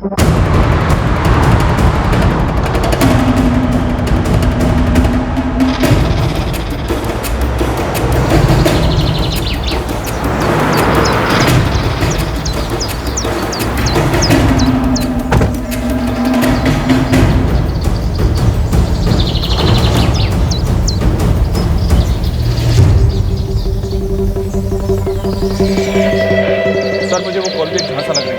लेकिन ये खेल कौन खेल रहा है और क्यों?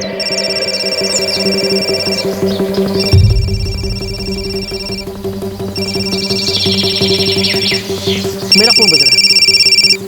Hello hello. पहुंच गया था बोली। अब गांव में जाओ, वहां नाले के पास एक बोरी मिलेगी, उसे देख लो। Hello hello. क्या बोला उसने? उसने कहा कि ये कोई आदमी था? हाँ। क्या कहा उसने?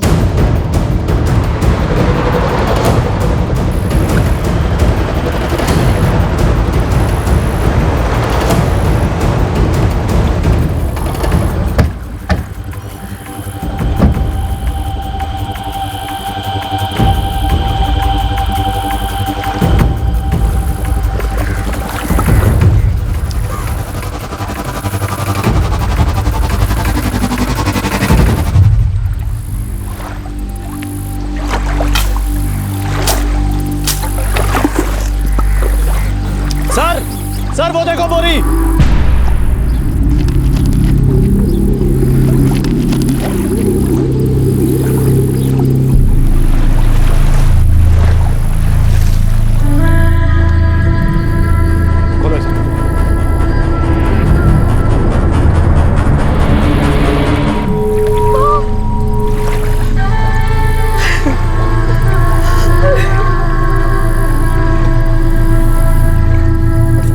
ऐसा हो ही नहीं सकता सर।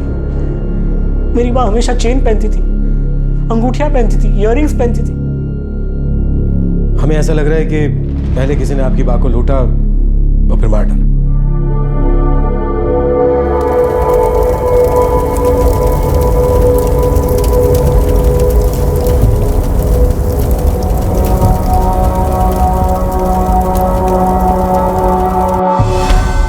मुझे पक्का शक है कि यह कोई आपसी बात है।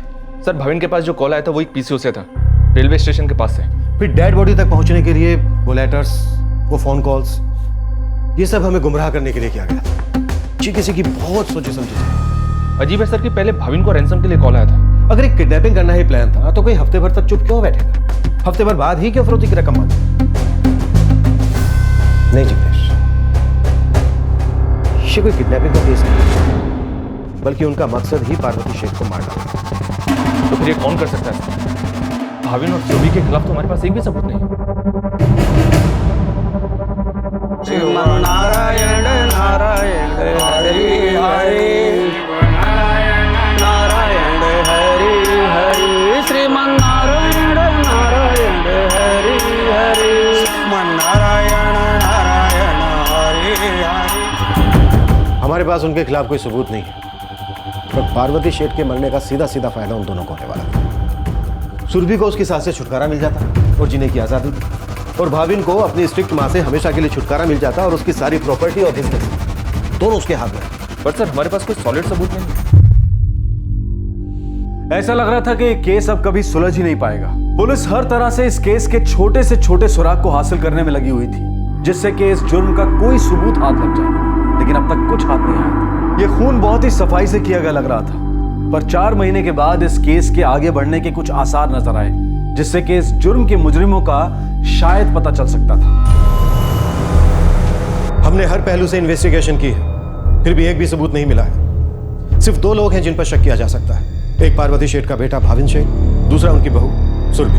हमें पूरा यकीन है कि इन दोनों में से कोई एक या फिर दोनों इसमें शामिल है, इसलिए हमें इन दोनों के नार्को टेस्ट की इजाजत चाहिए।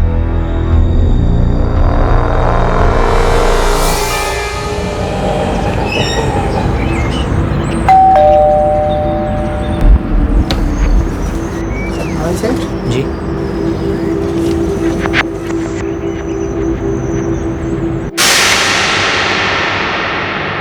क्या है? पता नहीं कोर्ट से आया।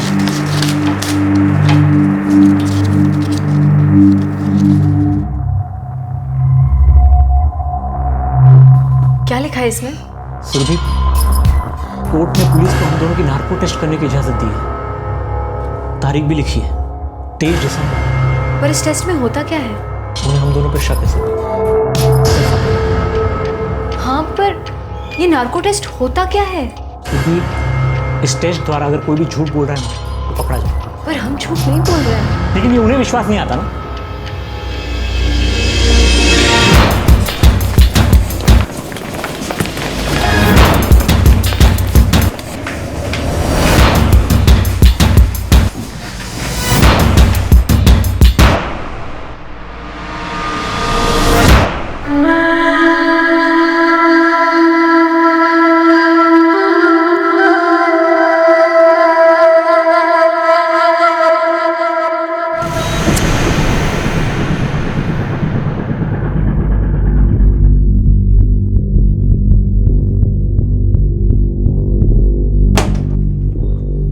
चाय लाना।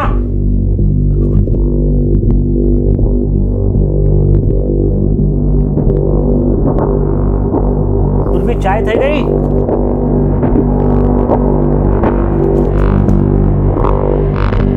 सुरभि, चाय થઈ ગઈ કે? सुरभि, सर, सुरभि शेठ ने सुसाइड करने की कोशिश की है। क्या? जी हाँ सर, उसकी हालत काफी गंभीर है, वो हॉस्पिटल में है। नार्को टेस्ट से सिर्फ 2 दिन पहले। मूव।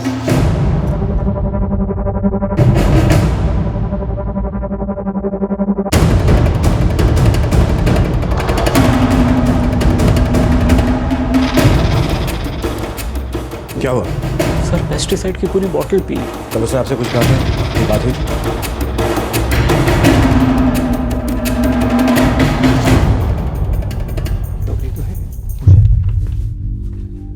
बॉडी से पॉइजन निकाल दिया है, पर कंडीशन अभी भी क्रिटिकल है। वो अपना स्टेटमेंट दे सकती है? अगले 48 घंटे बीतने के पहले कुछ नहीं कहा जा सकता, तब तक हमें वेट करना ही होगा।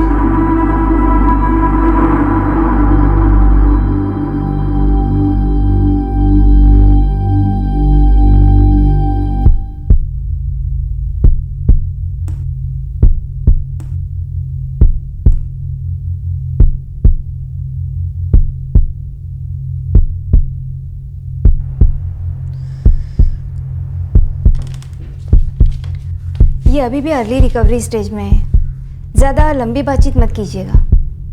ठीक है डॉक्टर।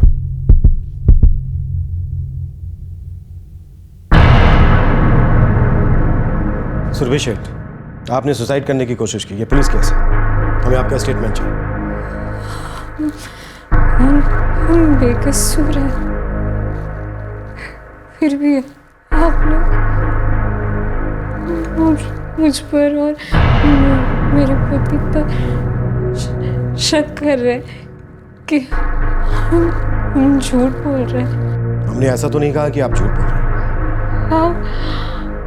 आप लोग सता रहे हैं हम दोनों को। जाहिर सी बात है सर, आप लोगों को खूनी मिल नहीं रहा है, इसलिए आप लोग ये साबित करने में जुटे हुए कि या तो हम दोनों या तो हम में से कोई एक बा के खून के लिए जिम्मेदार है। अभी तक हम ऐसे किसी नतीजे पर नहीं पहुंचे। आप लोग हम पर नार्को टेस्ट कराने की जबरदस्ती कर रहे हैं। क्यों? आपको डर लग रहा है? नार्को टेस्ट सिर्फ सच जानने के लिए। तो आपको हमारी बात सच नहीं लग रही? देखिए, हमारा काम है सच की तह तक पहुंचना। मैं जीना नहीं चाहती, मैं मर जाना चाहती हूँ, मैं मर जाना चाहती हूँ। ये लोग जीने नहीं देंगे हमें, ये लोग हमें जीने नहीं देंगे। पहले माँ ने जीना मुश्किल कर दिया था और अब ये लोग मुझ पर शक कर रहे कि माँ को मैंने मार डाला। मैं जीना नहीं चाहती, मुझे नहीं जीना। मैंने कहा था ना आपसे कि इनकी हालत अभी भी नाजुक है, प्लीज। मुझे लगता है सुरभि जानती है कि कौन है इस सब के पीछे, या फिर वो खुद इसमें शामिल है। क्या पति पत्नी दोनों ने मिलकर किया? लेकिन सर हमारे पास अभी तक कोई सबूत नहीं। हाँ लालू बोल। हाँ साहब, मालूम नहीं मेरे को जो पता चला है वो आपके कितने काम का हो, पर हो सकता है आपके काम का हो। सीधे सीधे बात बोल। अब जब से कोर्ट से नार्को टेस्ट का लेटर आया ना, पति पत्नी दोनों बेहद परेशान है और घबराए हुए हैं। इसमें नया क्या? सुरभि के माँ बाप उसको देखने पहले दिन आए, जैसे ही उसको शाम को थोड़ा सा होश आया ना साहब, उसके बाद से वे लोग अस्पताल नहीं गए। आगे बोल। कि घर पर भी कोई नहीं है, वे सामान लेकर भाग गए। कहाँ? वो नहीं मालूम साहब, मेरी नजर थी उन पर हर वक्त, अभी पता चला कि घर छोड़ के चले गए। उनका मकान मालिक विमल पारेख, वो हमेशा साथ में रहता है। नमस्ते साहब। ये तो और भी अजीब बात है साहब, विमल पारेख भी सामान के साथ जा चुका है। सर, सुरभि के बापूजी कांति गोहिल और बाप पुष्पा गोहिल दोनों कल शाम को अपना सामान लेकर कहीं चले गए। उन दोनों के फोन में बंद है। ये खबर में उनके पड़ोसियों से मिली है। और मकान मालिक? वो भी अपना घर छोड़कर कहीं चला गया है और उसका भी फोन बंद है। लेकिन इस बारे में अभी तक हमने भाविन से कोई इंक्वायरी नहीं की है। और करना भी मत, हमें उन्हें अलर्ट नहीं करना है। ये बात बहुत अजीब है कि बेटी क्रिटिकल कंडीशन में है और ये लोग कहीं चले गए, साथ में मकान मालिक भी गए। नमस्ते साहब। कहीं ये वही कड़ी तो नहीं जिसे हम नहीं देख पाए थे? नहीं साहब, ये नहीं पता कहाँ के रहने वाले, और हाँ ये पता है कि कांति भाई का एम्ब्रॉयडरी का बिजनेस था। उनके मकान मालिक भी यहाँ नहीं है। ये बात तो हमारी समझ में भी नहीं आई। दोनों परिवारों का खूब करीबी रिश्ता था।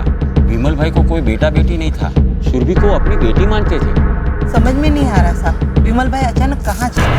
हमेशा तो बोलकर जाते हैं। उनका नंबर भी बंद है। साहब 2 नंबर पे ट्राई किया। दूसरा नंबर है उनके पास? हाँ साहब 2 नंबर है। आपके पास होंगे? हाँ मैं अभी लाती हूँ। प्लीज। गुड न्यूज सर, दूसरे नंबर को ट्रैक किया है, वो ऑन है। कहाँ है वो लोग? इसी शहर में सर, होटल में रुके हैं।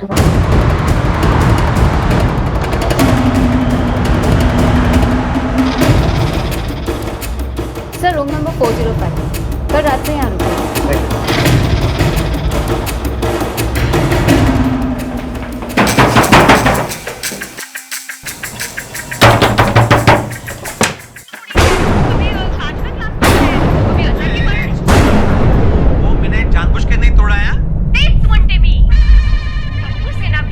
वो शादी निकले आप?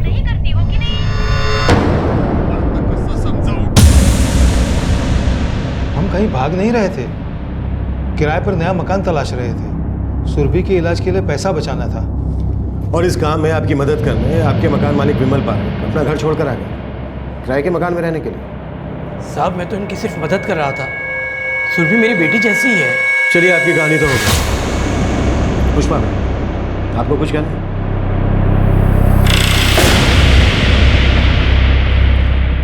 साहब पार्वती बेन मेरी बेटी को बहुत ताने कसती थी,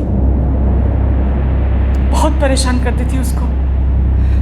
हर बार वो रोती रोती घर पे आती थी, वो देखकर हम परेशान हो जाते थे। सब्जी के भाव बढ़ गए या तेरी अकल घास चरने गई है? जा। अच्छे बुरे की समझ तो है नहीं। मुझे रसीद लेने को किसने कहा था?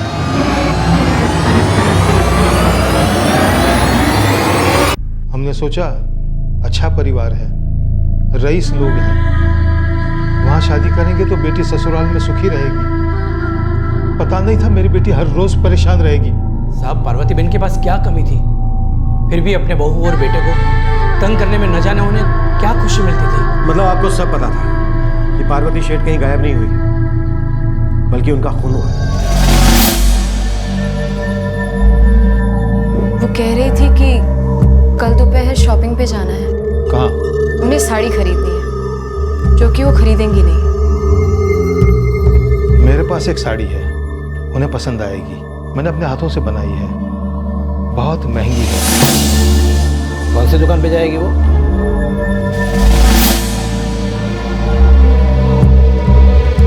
सुरभि कई बार पार्वती बहन के साथ उस दुकान पर जाया करती थी। वो जानती थी वहां क्या होगा। वो जानती थी कि कहां तक दोनों पैदल चलेंगे और फिर रिक्शा करेंगे।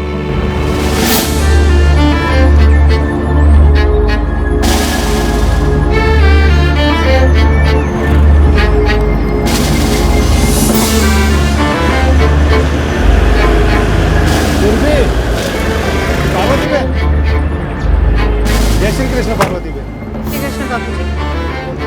केम छो? कहाँ से आ रहे हैं आप? साड़ी खरीदने गई थी पर एक भी साड़ी पसंद नहीं है। तो संजोग है, मेरे पास भी 4-6 साड़ियाँ हैं, बहुत बढ़िया डिज़ाइन है। बहुत दिनों बाद मेरे जूने सेट के लिए मैंने खुद ने एम्ब्रॉयडरी की। आपको पसंद आएगी, घर चल करके देख लो एक बार, पसंद आए तो रख लेना। अभी? अरे पार्वती बहन, यहाँ से घर कितनी दूर है, एक बार देख तो लीजिए। और उसमें से भी 2 साड़ियाँ तो मैंने खास आपके लिए रखी है, हमारी तरफ से भेंट के तौर पर। अच्छा चलो देख लो। आराम से। बापूजी, आप बा को लेके घर जाइए। पीछे की सीट पर 3 लोग आराम से नहीं बैठ पाएंगे, तो चल के आ जाओगे। सुरभि, तू भी आ जा, घर कितनी दूर है यहाँ से? नहीं बा, आप आराम से बैठिए, मैं आ जाऊंगी।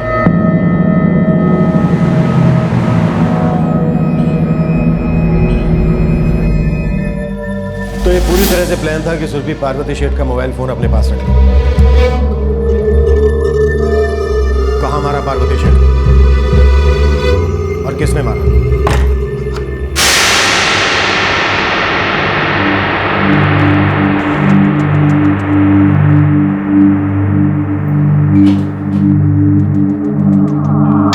पार्वती बहन, आप मेरी बेटी को तंग करना बंद करेंगी या नहीं? ये कैसी बात कर रहे हैं आप समधी जी? आप कब तक सुरभि को ऐसे ही सताएंगी? अच्छा, तो साड़ी एक बहाना था मुझे यहाँ तक लाने का। शू नहीं तुम्हारे पास है, धन दौलत है, इतना बड़ा कारोबार है, घर है, पर आप है ना, आपका दिमाग खराब है, खराब। सबको परेशान करने में मजा आती है आपको। जबान संभाल के बात करो। औकात सोचा तुम्हारी? एहसान मानो मेरा कि आपकी बेटी को अपनाया, कमी क्या है? आराम से तो रह रही है। आराम से नहीं रह रही हमारी बेटी पार्वती बहन, आप दिन रात उसे तंग करती रहती हैं। आपको शायद पता नहीं, आपका बेटा भी इन हरकतों से तंग आ चुका है। कहीं पर भी किसी के भी सामने आप उन दोनों की बेइज्जती कर देते हो। और एक नौकरानी के सामने मेरी बेटी की बेइज्जती करने की हिम्मत कैसे हुई तुम्हारी? और दिन रात उसको ताने कसती रहती हो। बहुत सुन ली तुम लोगों की बकवास, मैं जा रही हूँ। चाहिए तो अपनी बेटी को भी लाके रखो इसी घर में। देखो, मुझे छूने की गलती मत करना, बहुत महंगा पड़ेगा। तुम्हें पता नहीं है मेरी पहुंच कहाँ तक है। आज के बाद न तुम रहोगी ना तुम्हारी पहुंच। हमारे जाने के बाद सब चैन से जिएंगे।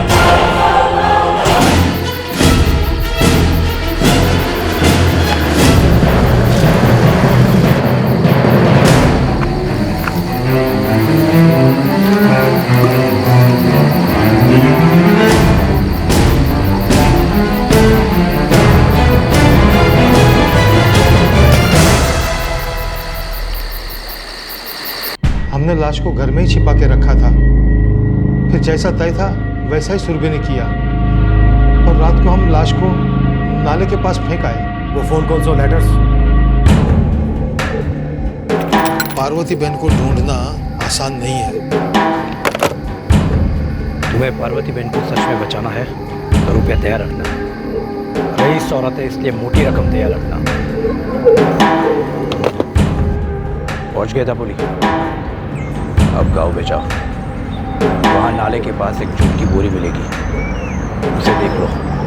मैंने पुलिस स्टेशन फोन किया था और विमल भाई ने भाविन को। भाविन विमल भाई की आवाज नहीं पहचानता था। 1 हफ्ते तक इंतजार क्यों किया? लाश को हम तक पहुंचाने के लिए नाटक क्यों किया? हमें लगा था कि पुलिस लाश को ढूंढ लेगी और फिर खून और लूट का केस बन जाएगा। हमने सारे गहने भी निकाल लिए थे, ऐसा कुछ हुआ नहीं, और अखबारों में केस बहुत ही आने लगा। और जब लाश 1 हफ्ते तक नहीं मिली तो हमने सोचा कि केस को अपहरण का केस बना दे, ताकि पुलिस को जल्द से जल्द लाश मिल जाए और किसी तरह केस बंद हो जाए। हमें पता चल चुका था कि आपको भाविन और सुरभि पर शक है। उन पर तो हमें पहले से ही शक था, बल्कि लगभग यकीन था कि वो दोनों इसमें शामिल। क्या भाविन भी इस प्लान में आप लोगों के साथ मिला हुआ था? उसे कुछ पता नहीं था। इस वजह से आप लोगों ने भागने की कोशिश की थी। सुरभि ने हमें चले जाने को कहा था, वो डर गई थी नार्को टेस्ट से। उसे लगा था वो सच उगल देगी। उसने आत्महत्या की कोशिश की। उसने हमें चले जाने को कहा था। उसने कहा था कि वो आत्महत्या की जिम्मेदार पुलिस को ठहराएगी। मुझे अभी भी यकीन नहीं हो रहा है कि आप लोगों ने 58 साल की एक औरत को मारने के लिए इतनी सारी प्लान की। उसने सुरभि का जीना मुश्किल कर दिया था। औरत समझ ही नहीं पा रही थी कि उसके गुस्से, उसकी अकड़, उसकी बेइज्जती की वजह से वो अपनों को दुखी कर रही थी।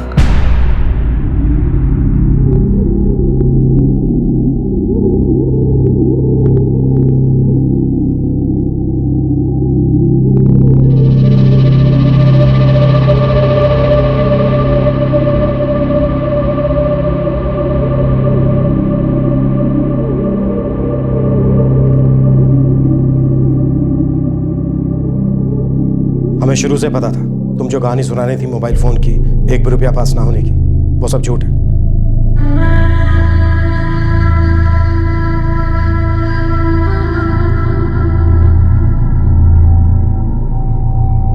हम तुम्हारे ठीक होने का वेट करेंगे।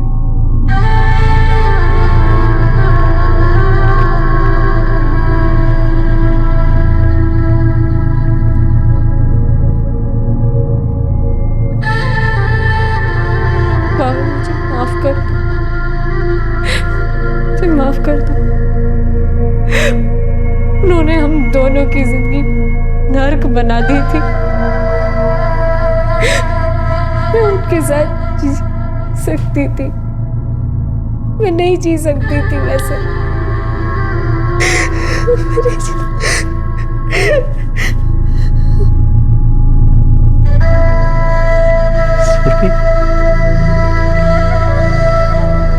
वो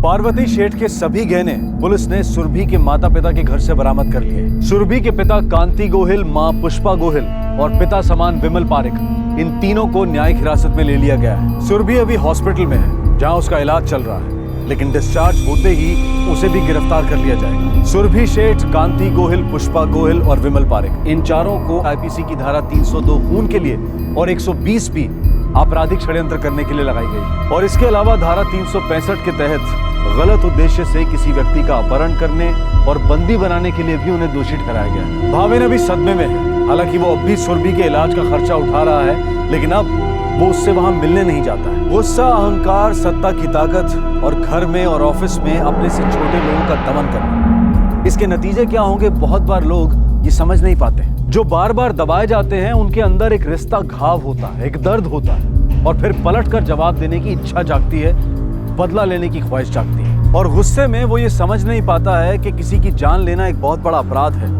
मौत सिर्फ उस इंसान को मारती है, ना कि उसके गुस्से, उसके अहंकार को। किसी की जान लेने से अपनी जिंदगी के दुख दर्द कम नहीं हो जाते। समझदारी इसी में है कि अगर कोई व्यक्ति आपका जीना मुश्किल कर दे तो आप उससे दूर चले जाएं और अपनी एक नई दुनिया बसा लें। बदला लेना सिर्फ बेवकूफी और कायरता का प्रतीक है। आपसे फिर मुलाकात होगी क्राइम पेट्रोल दस्तक में एक और नए केस के साथ। तब तक अपना ख्याल रखें, सुरक्षित रहें और याद रखें, प्रतिशोध जुर्म का अंत नहीं बल्कि एक नए जुर्म की शुरुआत है। जय हिंद। क्राइम पेट्रोल के और भी दिलचस्प कहानी देखने के लिए हमारे चैनल को सब्सक्राइब करें और बेल आइकॉन दबाना न भूलें।